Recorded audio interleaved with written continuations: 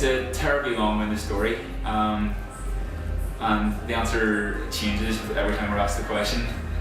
So you were working as a waitress in a cocktail bar, right? right.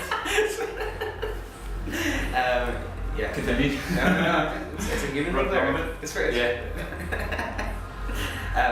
So you don't know how the band was? How you came about the name? It's a comment on society and history. What's the name of it? Before Machines.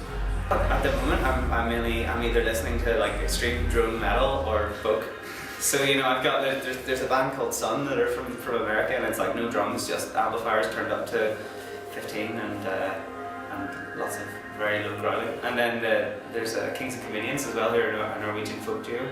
Okay. So that's kind of what somewhere in between is where it's kind of tough to describe it. I guess we take influences from bands like Q and Not You and kind of late 90s American bands. We kind of take our cues from trying to develop the sound. To play bigger and better shows and to have a lot more fun and to play kind of in further away places. Like we've got a show coming up in Limerick in a couple of weeks' time, and it's really good. That's like the first time that we'll have ventured anywhere other than the north, really.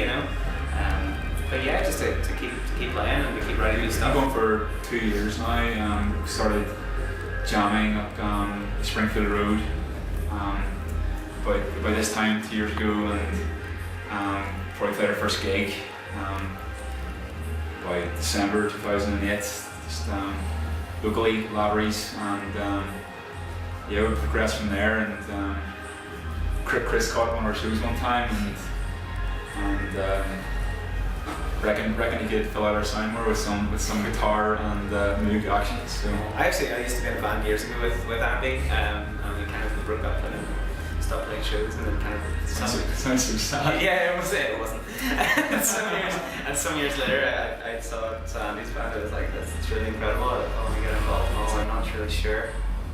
The most spontaneous thing I've tried to do recently, I was stopped from doing it for fear that I might cause damage. I got into a forklift and threatened to drive it around a very packed warehouse, and the guy who I was with was going to punch me off the forklift. So in terms of on stage, the most spontaneous thing, I think we were on stage one night. I jumped off stage and kind of caught my foot wrong and pulled the lead right out of my guitar and landed on the guitar and cracked it in half like most of the way. But it still works, but it looks really bad. And it sounds probably worse. No, it sounds great. I think it sounded better than ever after I dropped it horribly. Yeah.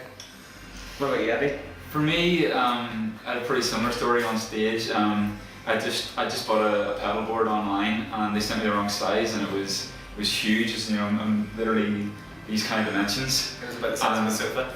It was like for Pink Floyd's pedal board. It's actually used for local band Not Squares now, and they have about 50 different pedals. And the keyboard. I had about 3 spaced out, very generously. But I just wasn't. I'm used to moving about and wasn't used to having this obstruction in the way. And I managed to trip over it, but danced my way out of the trip, as if I'd meant it. And but years later, I met the sound guy from that night, and he saw me trip. He didn't see me dance out of it, unfortunately. So. I wish I could say something like I could give some sort of inspirational speech. I hope my synth is in tune. That's what I do. Have a good night, guys. Cheers. Thanks very much. Thank you very much. Well,